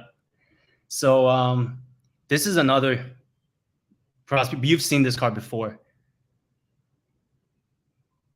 The Crosby rookie limited logo, BGS 9. Yeah. So I got this card. Yeah. It's a beautiful patch for this card. Is that numbered out of 50? Yes. Yeah. So the limited logos came out in the Cup's first year. That's the inaugural year of the Cup, which is the hockey equivalent of Exquisite by Upper Deck, and limited logos, which we know from Exquisite basketball, carried over into hockey with the Cup. And they're always out of 50, but sometimes they're short printed. So not always out of 50, but that's the basic quantity. And then you have several times where they're limited to, we've seen as low as 5, 10, 25 for different players. And this card was so condition sensitive. You just don't see conditions like that. Yeah, definitely true. And yes, and also, I have a pair. I also got the Ovechkin of the same card with a great patch. Look at that. So a rookie year Ovechkin limited logos, which are with a ridiculous patch. Yeah. So let's guess. Let's speculate on the value of the Crosby and the Ovechkin limited logos today. And listen, I've been buying and selling hockey cards for a long time, and I've been through a couple of each of those. And I don't know that I ever bought or sold one for over $1,000, because I'm talking, in the late 2000s when I was doing that. What do you think those cards are worth today? I wouldn't guess, because I don't because I've seen many of your episodes, pretty much all of your episodes. I totally agree with when you state you have to overpay, and I overpaid for all of those cards I just showed. Yeah. See, that's one thing about collecting hockey. People just love their hockey cards. They don't let them go cheap. True. Let me ask you this. And okay, so first of all, we talk about overpaying. I think I bought a card today. I teased about it on my Instagram today in my story. I videotaped myself going to buy the card and coming home, and I'll show it later. But I overpaid for the card. There's no today. Will I, if and when I sell it, will I sell it for more than I paid? Yes, I think I will. But today I feel like overpaid, but I had to get the card, and it's a very limited card. So I completely understand what you mean by that. You just have to do it sometimes, right? Now, what I want to talk to you about also is, you mentioned hockey cards. People don't want to let them go. They love their hockey cards. And, I want to get your thoughts on this, because this is my theory, is that as far as the foundation of the hobby, the sustainability of the hobby, the health of the hobby, I think that baseball has the deepest and broadest foundation of collectors, so that baseball cards will always do fine. But after baseball, as far as the loyalty and the level of commitment by the collectors and the investors at that point, I think hockey is going to be second.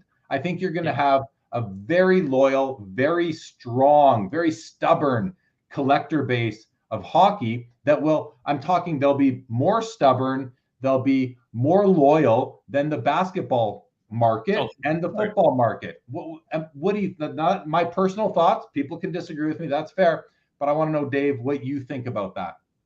I would actually put hockey number one, not baseball. Because hockey collectors are the hardest to deal with in terms of letting go of their cards. For baseball, maybe some of the vintage stuff, but it has to be the top-notch vintage cards that people are just not letting go. The PSA 10s mantle and those kind of cards. But But for hockey, even some simple cards, some cards that's not worth thousands of dollars, sometimes it's so hard to buy it off of someone. So to me, hockey has always been number one in terms of this attachment from the collector. Right. Yeah, makes sense. Here, I want to go to a couple comments that came in on this. T-Dot agrees. Hockey collectors are number 2 in terms of, I think, just the strength of the foundation. Bobby Burrell says baseball number 1 in the US and hockey number 1 in Canada. Yeah, that goes, I mean, I agree with that, Bobby, and that goes without saying, right? I think we all know that, but let's combine the countries. Let's talk about the hobby generally in North America. And I still think baseball number 1 in as far as what we're talking about in hockey, a firm number 2, again, in terms of just that stubbornness and the dedication and the loyalty of the collector base. Henry makes a comment right here. He says basketball equals flipper. Now that's not going to be 100% of the time, but you're going to have, I think you have way more flippers in basketball than you do in any other sport.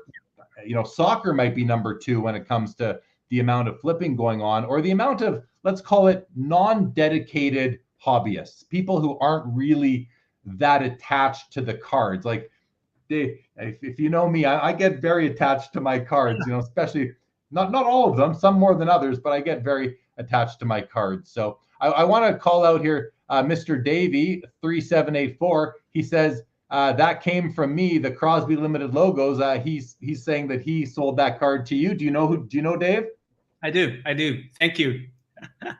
Yeah, Dave's been a friend of mine for, I don't know, Dave, probably, we go back close to 20 years now, 15 at least in the hobby. And we had dinner together at the National in 2019, along with Anthony. Nice time. Question for you, Dave, from T-Dot wants to know, are you buying any vintage hockey? You seem very modern driven. I do. I buy a lot of vintage hockey, actually. I asked you the first time we communicated was me asking you for some advice on a Gretzky OPG, right? Yeah. Here is another card I just picked up. Wait, let me see. It's a pretty great copy of this card. So for vintage hockey, I don't buy into the grades anymore. I buy the nicest, cleanest copy that I can find that fits into my personal collection. I love that. That. Buy the card, not the grade. That's a great little segue here into Daniel Busby's question. He says, does Dave prefer BGS or PSA for his cards? I don't really care, actually. Unless, I need to sell the card or something. But for my own collection, whatever the holder looks better with the card. Whatever holder looks better. Interesting. Good. Yeah. Yeah. Cool. I like that. Justin Vick says, okay, y'all convinced me. Hockey. Love it. That's what we're trying to do here, is convince you. I'm trying to influence you all to buy more hockey. But as someone mentioned before, and I lost the comment, I'm sorry, said, hey, enough of the hockey. The less people that know, the better. That means the rest of us who have been in this for, we have more options, more accessibility. So we're all in good fun, though. Troy says, so true about hockey. I have a very hard time selling any of my hockey stuff, and any Yzerman or Gretzky cards. No way am I selling. Yeah, it's I hear that for sure. Colin Murray, who deals in vintage very extensively, says vintage hockey is so undervalued. That's why they are tough to let go of. Some are not replaceable. I want you to respond to this comment, please, Dave. Yeah, the reason why I'm not sharing so many vintage hockey, because that's a secret that I don't want people to know. Too late now for the 150 people with us tonight. It's 100% undervalued. Probably the most undervalued section of the hobby. Sector of the hobby. So undervalued is a term that I always struggle with. I prefer the term underappreciated, because the value is what it is, right? If we're in an efficient market, which for the most part we are, I know there's nuances for sure, but if a card sells on the open market at auction for $1,000, it's hard to argue that on that day at that time, that's not what that card was worth. So I like the term underappreciated. We don't need to get into too specific here, but why do you think it is? Is it lack of marketing by the NHL? Is it because ESPN hasn't carried hockey for that often over the past 30, 40 years. Why do you think hockey? And listen, I'm flipping between basketball and hockey every night right now, and I'll just say it, like, hockey's way more exciting to watch. Basketball's not all that exciting. Like some parts of it very exciting, but for the most part, what these guys do on skates is way more impressive than what the guys do with the basketball. Again, I'm biased. I'm a Canadian. I'm a hockey fan. I'm a basketball fan too, but those are my thoughts. Why do you think hockey is underappreciated? My theory has always been, the league and the marketing people have not found a way to get across modern day hockey to the fans. For Canadians, we grew up with, Hockey Night in Canada and things like that. It's more of a festival and family union thing. And for baseball, people have been marketing, the statistics side of baseball for all these years. For basketball, it's all about the playoffs, the final quarter. But for hockey, I just haven't seen any marketing tools or strategies being used that kind of fits the modern day, fans. For example, what I mentioned earlier with the Olympics, right? This is the best opportunities to showcase world-class hockey players in the world. We just don't push for it. Yeah, you're right. You're right about that. I mean, when the Dream Team went and played in the Olympics, where was that? Was that in China? Barcelona. It was Barcelona. In Barcelona. Yeah. I mean, that changed the perception of basketball across the world, really, especially internationally. And they have not looked back. They've also had star power the whole way through. You go Jordan, you go Kobe, you go LeBron, you go Steph Curry, you go Giannis. Like, there's been Luka now. Like, there's just Ja. It's full of stars always, which definitely helps. In hockey, you had Mario Lemieux coming in '85. You had Eric Lindros in 1990. Then you had almost nobody until Sidney Crosby came along in '05. And then 10 more years for Connor McDavid. Yeah. I mean, now is the best opportunity with all these young players. Austin Matthews, Connor McDavid, Cal McCarr, Nathan McKinnon. It's the best opportunities to promote the sports. I mean, Crosby would not be Crosby even if he won also 3 championships. He became Crosby because of the golden goal. Yeah. That's his GOAT moment, as Carvin Chung likes to say. That's his GOAT moment. That Carvin was at that game. Yeah. So sure. I think that's the thing. Well, T-Dot says, I think it's tied to national pastimes. I think for sure. But again, I'm trying to look more macro than just splitting Canada for hockey and the U.S. for baseball, basketball, football. Vintage Card Collector says, one reason basketball has less loyalty is there are more limited options for great vintage. That's a great point right there. I mean, you had the 48 Bowmans, you had the 57 Tops, the 61 Fleers, and then not a lot of action until 1980 Tops again. I mean, there was stuff in between there with Kareem's rookie and Dr. J, but really it wasn't until 86 Fleer came out. There were some really rare oddball sets, or like the Topps test sets that no one knows about, but so rare. It has some great players too. I agree and disagree with that opinions a little bit. Yeah. Okay, no, that's fair. Speaking of that Topps test set, I just saw today, I forget who's selling it, but there's a PSA, I think it's an 8, it might be a 6, maybe it's a PSA 6 Wilt Chamberlain from the Topps test set. And that's a very high grade for that card. It's so rare, yeah. I tried to buy that set. Like collecting cards by cards 20 years ago. Couldn't do it. You just can't find it. No, you can't. No. What platform? Do you know what platform is selling the one I saw today? It's either PWCC or Golden. I don't remember. Yeah, no, I haven't checked. Yeah. I just saw it today, so that's a big card out there for sure. For sure. A couple more comments on this though. Let's see. Bob's Big Boy says hockey collectors follow the sport religiously, while many card flippers follow sports casually and just follow market trends religiously. Big difference. Yeah, that makes a lot of sense right there. What's up, baseball card curmudgeon? Good to see you. Bobby Burrell says the hobby in general, hard call. Vintage versus modern is a tough separator for #1 hobby status. Vintage is baseball, modern is basketball, is my feeling. Yeah, that you're right, Bob. I mean, I agree with that. It is when you cut it, when you slice it that way, it is tougher to maybe hone in on. But with some more thought into it, I'm sure we could have a great discussion on that and further that. Latrell Sprewell says to you, Dave, do you prefer your PMG reds and greens? Sorry, did you prefer reds or greens when you collected them ungraded? As a whole set, I actually prefer the reds. They do appeal more appealing to me personally. But you get the green, the glow around the green. So yeah. Yeah. I own one. I have a red PMG from 97. I have a Shaquille O'Neal, and I've never owned a green. I've seen them, but listen, I'm taking nothing away from the greens. They're really cool too, but I love the red. I love the one I have. It's actually precious metal to me, the red. Right. Yeah. What do you mean by that? I mean, the gems. The red just looks so much more gemmy. If there's a word. More gemmy.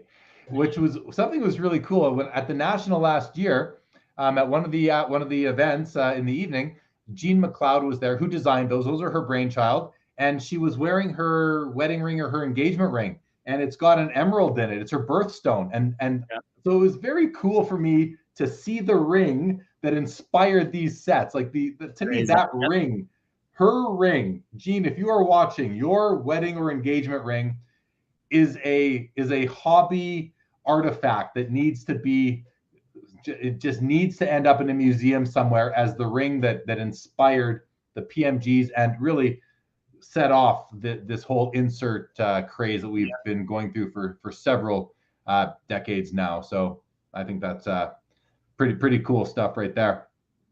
A couple more comments here, Dave, and then we'll see if you have more cards that you want to show at all, perhaps. Josh says popularity generally goes in order of ability to play the game. Soccer is number one because of the access to a soccer ball. Basketball number two. Again, all you need is a ball and some baskets. Whereas hockey, it is very expensive to play and you need tons of equipment. So that's a great point to bring out there, Josh. Thanks for raising that. Anything else, Dave, that you want to talk about, or again, cards you want to show? Yeah, I'll show more cards. Here's a pair of very important Crosby rookie, the RPAs. So here's a 9.5 for Crosby RPA. I actually, at one point, I have a couple copies of this card, but now I just have this one and also the one the PSA 9, the top graded PSA version.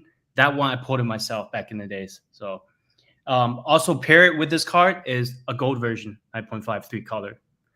This card, I mean, this Crosby is actually pretty rare in 3 colors, unlike the Mcdavid.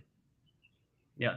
Good point. It is. You're right. There's a much less or way fewer 3-color Crosby RPAs than there are McDavids, and we know that now. We have evidence. Yeah. Well, here's a card. As we're talking about PMG, this is the first hockey PMG green. In 2012. Yeah. So we've seen 2 of those sell in the last year or so. I was covering them live covering PWCC's eBay auctions last March. One sold, and in the last couple of seconds, it jumped from like $6,000 or $7,000 or even less, $4,000 to $19,000. I know you didn't buy that card because I know who did. And then another one sold. I forget what the grade was. A couple months later, that one for like what, 14 or 15,000, something like that. It's 16,000, I remember. 16. So that was you. So we now know who bought both of those cards. At least I know. Yeah. So it's a PSA 6, but I don't care about the grades much. I have one of those too, Dave. I have one of those green Crosbys. I know. I had it graded. It came back authentic. So, but I don't care. Like, whatever. I mean, talking about not caring about the grade, I did spend a lot of money on this card, but it's a BGS Gold label. Yeah. I mean, I don't usually like to buy into grades, as I've mentioned a couple times, but where Crosby, and actually this card looks really good in a black label, so I just got it. Yeah, I just had to buy it. I do have a McDavid. So let me ask you this. Would you prefer owning those cards that you already own, or would you rather have like an exclusives, which is a parallel out of 100, or well, at least for the McDavid, or a high gloss out of 10 for the Yeah. McDavid and the Crosby, because there were no exclusives in 0506 for Crosby? Yeah. What would you prefer, a black label BGS 10 for the basic Young Guns, or a lower grade, lower print run card? They're all important to me. I mean, like, I never chase for the black label or any high grades. I don't even chase PSA 10s. I just thought this is a rare card, and I just like the appeal and the look of it in the holder. So, that was the only reason why I bought it. Yeah. I have PSA 10s, I have PSA 9s, I have a lot of copies of the Crosby Young Guns because this is so much rarer than modern day Young Guns, right? I mean, not so much rare, but it's definitely not printed as much. Yeah, the Crosby for sure. The McDavid, not too sure about that. Yeah. But the Crosby definitely. So, I want to and add. also, oh, sorry. One last big card I would like to show is this one, Revelation. This is probably the most important card in my collection now. The Crosby Rookie Ultimate Shield. Rookie Ultimate Shield. And, thanks to Karn, Big Three Hockey, he's, when I got back into collecting big time hockey, he was the person that I dealt with most, so yeah, so we're very good friends now. Yeah, he's a hell of a guy, Karn. I'm a big fan of his, and he's great at just finding the right home for certain cards, and of course he loves to keep several for himself too. So sorry. So here's a second year Crosby Shield, and there are a total of I think 8 or 9 Ultimate Shield, and I do have 6 of them. Okay, so you like your Crosby Shields. Here's a question, Dave. I have to ask you this because this has been coming up more and more lately. With Ovechkin, assaulting Gretzky's all-time goals record. He's only 120 goals, 140 away, something like that. He's within striking distance now.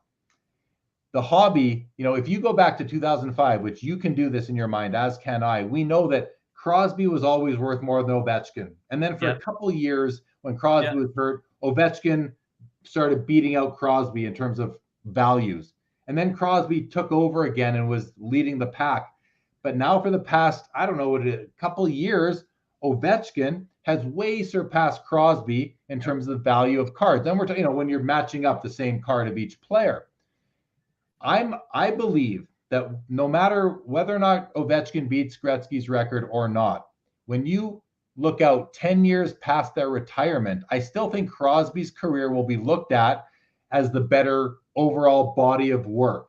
I think Crosby will be more collectible than Ovechkin will be 10 years after their retirement. Right now, it's all about, just like in basketball, it's all about what did they do last night. That's all. That's not all, but it's a lot about what people care about right now when they're making their purchasing decisions. What do you think when we look back 10 years from now or 10 years from their retirement, who's going to be more valuable and collectible, more widely collected? I think the Ovechkin craze in price rocketing was due to the fact that it's not just Canadians who's buying them now, because of the chase. A lot of Americans are starting to buy, hockey cards, and they buy, Ovechkin and McDavid and Gretzky for sure. But over the long term, I agree with you. I think Crosby will have a better overall career, with his championships, and he might still have chances. Who knows? And that's the thing about the types of play they have. To me, Crosby plays a beautiful game. It's a beautiful game. It's, if you watch his last 3 games, you just know his passes, his smartness, but that doesn't translate into excitement to a lot of people, right? But over in the long term, people will look at from the overall perspective. At one point before Crosby got all his concussions, he got 120 points in his second year. And that was a time when the scoring was all down at that time, right? I mean, without the concussion, he would be, with his rate, he would be over 1,600 points now. He has a very good chance to break 2,000 points as the second player to ever get 2,000 points in hockey, right? But, you know, he might end up, you know, if he retires by the time 3 years later, by the time his current contract ends, he might get, you know, 1,600 points. That's just barely breaking the top 10, I think. But still, he plays a beautiful game. Like my favorite player, let me put an analogy. My favorite player in soccer is not Messi nor Ronaldo, right? It's Zidane. You know, but for people who love Zidane, they think he's the best player ever because he plays that beautiful, beautiful game. His movement, his passes. So to me, Crosby is like Zinedine Zidane. Makes sense. Yeah. I think that's a good analogy right there. The beautiful game analogy for sure. Okay, I'm going to go. There's a whole bunch of comments that I've marked here I want to get to. T-Dot said, do you think PMGs are a fad that will fade into nothingness? No, it's history. It's probably one of the most important modern sets ever. I'm with you on that. Yeah. Yeah, I am too. I think it's the opposite. I think they're just going to continue to gain more and more status as they become more and more vintage, as they age. Definitely. Thanks for the update on the hockey game, everybody. I appreciate that. Troy's Collectibles says, David, any chance you could show a picture of one of your Steve Yzerman favorites? Actually, I didn't duck them. I didn't. I mean, they're there, but I didn't put it on my cell phones. But there's some really nice ones. But you know, for Yzerman, we don't have that kind of like ultra big rare patch and stuff. I do have some limited logos and things like that. So. That's good. That's cool. Yeah. Josh says, let's go Leafs, by the way. That's an interesting comment for me because, you know, historically, traditionally, I'm not a Leaf fan. I'm an anti-Leaf fan. Like I cheer for the teams that they're playing against usually. But I do like the team. Except, you know, even their goaltending is coming through right now. Campbell's doing pretty well. But I will put the hobby ahead of my allegiance. I will just do that. And I know that it's good for the hobby if the Leafs if they win the cup, if they go all the way, if they go on a deep run, if they're in the playoffs during the Expo in Toronto that's 4 weeks away. I want them to be there during the Expo. It'll add that element of buzz to the room, which will be amazing. So as a hobbyist, I will always put the hobby ahead of my own team. And I don't know, I might be the only person in the world who's willing to do that, but I will, even ahead of my Calgary Flames. But, well, actually, let me rephrase. If the Flames go into the Stanley Cup final against the Leafs, I'm hoping for the Flames, no doubt about it. But if the Leafs win, it's a nice consolation for me that the hobby will benefit from that. Bobby Burrell says, Dave, love the Morens, my favorite set, and only time you see that logo on his jersey. That's where Bobby shines with all these trivia pieces. Thanks, Bobby, for that comment. Francesco says, hockey was great from 80 until about 03. Now it's a snooze fest. Players just floating around the ice, no intensity to games anymore. You know, I think there's something to be said for this comment when it comes to the regular season, but the playoffs, I'll tell you, I watch a ton of hockey during the regular season. I watch my team. Now I'll watch all the games. I watched the Rangers Capitals game a couple nights ago. It was amazing. Like if you want to get interested in hockey, right now is when to watch, because if you can't get hooked on it now, you just don't like being entertained. I'll put that out there. I mean, the fast-pacing Avalanche game. It's crazy. The things that these guys do on ice at high speed with the puck at the end of their stick is unlike anything. And not to take a shot at basketball, but I mean, they're bouncing a ball around wearing very high-end sneakers on their feet on a hardwood floor with grip. I mean, the skill level that hockey players have is just it surpasses the skill of basketball. Now, listen, Steph Curry can can hit a basket from anywhere on the court. That's high skill. I don't take anything away from him. The ability to rush the basket, to charge the basket, and dunk, and all these things. I mean, although some basketball players can dunk just by hopping, so it's not all that impressive. But let's face it, Michael Jordan was impressive, and I know there's others. So I apologize, basketball fans. I do love the sport too, but hockey's just a higher skill sport. You can't really argue that. Evan Thomas says hockey needs a new Noise Boys card. My favorite insert set. Yes, I love it as well. Evan T. Dot says I feel the truer collector, the less they care about grade. I mean, yeah, like I hear you. I hear you. I hear you on that for sure. Troy says beautiful Crosby shield. Albert Jones says why mostly Crosby. I think we covered that already. Brett says incredible collection to you, Dave. Justin Vick, Dave is building a monster collection again. Look out, hockey collectors. Should we look out, Dave? Should we look out for you? Well, I think most of them probably knows me now, so we're not competitors. Yeah.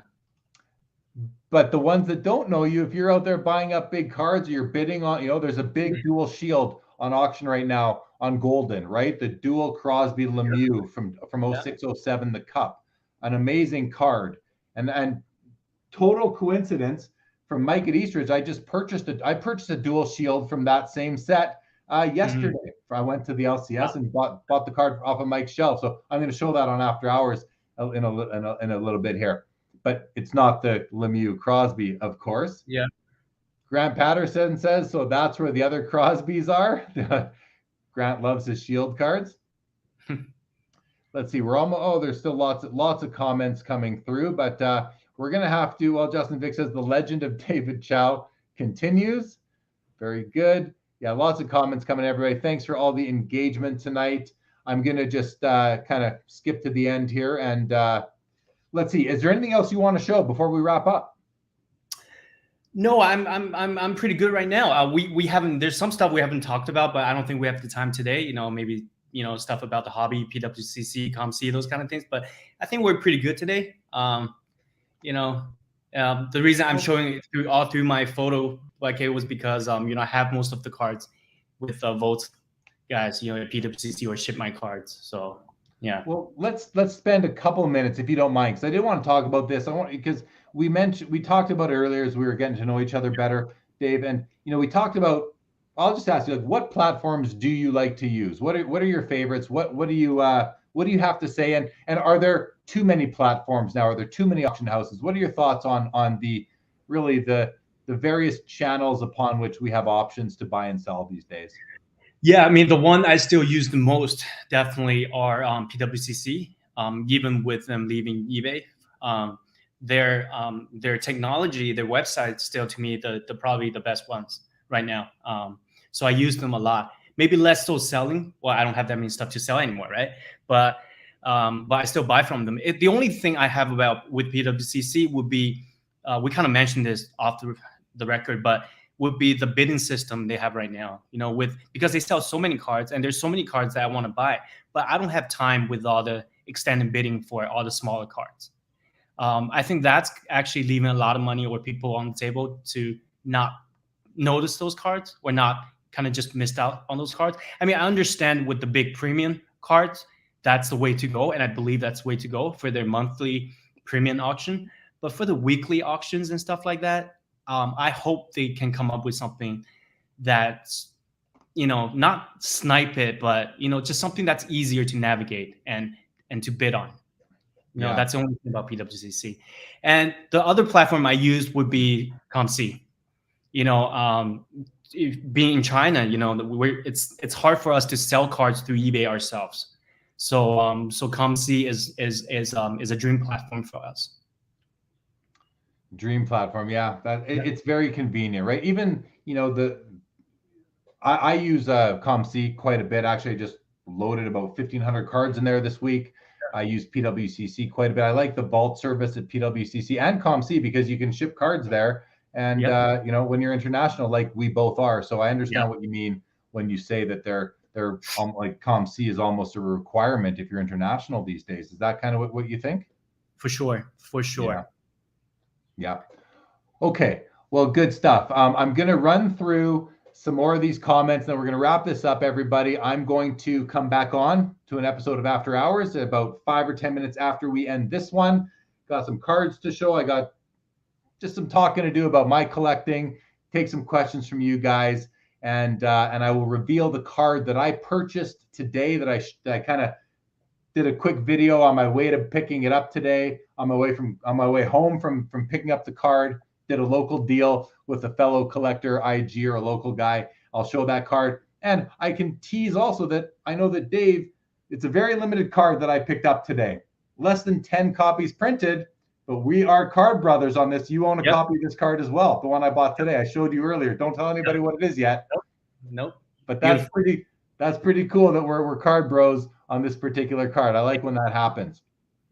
Okay, Dave, I'm going to run through some comments and then we'll wrap this up. T-Dot says Crosby is more talented. Ovi is more durable. Interesting comment right there. Francesco says Ovi definitely the better all-around and more skilled player. I completely disagree with that comment, Francesco. I just think you're dead wrong on that, but that's my opinion. Josh says basketball has the best athletes of all of the sports. The skill of hockey is due to the game, not due to the players themselves. I don't know about that, Josh. Don't know about that. Don't know about that. I'm not gonna. We'll just keep on going. Someone says, yeah, I think they're calling me crazy. That's fine. Alex says Leaf fans are prime example of why hockey collectors are so dedicated. We've suffered through years of sadness because we know when the time comes, it'll all be worth it. Yeah, listen, I've enjoyed your sadness over the years, the Leaf fan sadness, but I will be very happy for you. I've got very good friends who are Leaf fans, so I will be very excited for you all when the Leafs end up finally winning a Stanley Cup. Rubber Side Down says basketball is less entertaining for me over the years. Still love it though. Larry says ESPN getting hockey back will help in the USA for its popularity again. Makes good sense to me. Albert Jones says I want to garbage my Crosby PC now after seeing Dave's. Terry Fortune says, how do you find these guests? Great show. Thanks. Thank you, Terry. How do I find these guests? You know what? With Dave, it was very easy. We were already talking on Instagram, and I invited him on. I said, hey, you know what? The other thing was I felt we were due for a collector type of episode on the show versus always someone from a company, which I've done a lot of lately. So I wanted to bring back and just have a nice collector episode. So thanks to Dave for joining tonight for that. Daniel says we need Dave back. So there you go, Dave. We'll get you back at some point in the future, right? Troy, You are welcome. Thank you for being here as always. Bang Bang says a top 5 interview. That's high praise, Dave. We've had some big guests on the show, so very big praise right there. Ovi is a finisher. Crosby is the playmaker. That's nothing wrong with that, but Crosby does have his fair share of goals, including the golden one. But hey, without a playmaker like Nicholas Backstrom, there are no goals for the goal scorer to score. And nothing against Ovechkin. I do love the guy. I love Ovechkin. I think he's a great player, but he's a bit of don't take this the wrong way, Ovi fans. He's a bit of a one-trick pony. Like he lines up at the top of the circle and waits for those one-timers and fires it into the net. He's the best at it in the world of all time, but he's a bit of a one-trick pony that way. Now he does throw his weight around, and I do like most of his game, but he's not a complete player like Crosby is. He just isn't, in my opinion, at least. Justin Vick, this is a great premise, and you all talked about a lot of great topics. Thank you, Justin. Glad you enjoyed it. Rich, glad you enjoyed the show. Josh, more collectors. This is the most enjoyable in a while for sure. Thank you, Josh. Not to say I don't like the company guys, but I like them so much less than collectors. Very fair. Facebook user, I agree. Love the like for episodes. Sean, need Dr. Price back. Well, yeah, we can see about getting Dr. Price back. Yeah, T-Dot, Dave is relatable to the average Joe. Colin Murray says Backstrom was out half this year and Ovi proved his worth. He certainly did. Collector episode, darn small buttons. Got it. Thank you, user. All right. Dave, anything you want to end this with? Anything you want to say to the audience or anything at all? Well, not much. Just hopefully maybe I'll be back in 5 years and you're going to see a very good collection. Well, hopefully we'll have you back sooner than 5 years from now, guys. If you're not yet following Dave on Instagram, you've seen it on the ticker for the last while at Shanghai _card_collector. Give him a follow on Instagram. Be sure to download the Center Stage app, guys. These guys are doing really cool things in the hobby in the Apple App Store. Follow them on Instagram at Center Stage HQ. Don't forget about the Sport Card Expo in Toronto, June 2nd to 5th. Less than a month away, sportcardexpo.com. Check it out. Be sure to check out tradesafehub.com as well. I will be back with After Hours in just a few minutes. Francesco says, I bet Jeremy has more. Of course I do. Of course I do, Francesco. But Don't try and use it against me. I mean, that would just be ridiculous. B. Cox says hockey is very fortunate to have Dave in the space now. That's really nice to say. B. Cox, thank you very much. Chris Straw, my favorite episode so far, Dave. That's pretty cool. Pretty cool right there. Okay, guys, that's it. We're going to end this episode. I'll be back on After Hours. Give me about 5-10 minutes to refill my water, and I will be back. Dave, hang tight right there.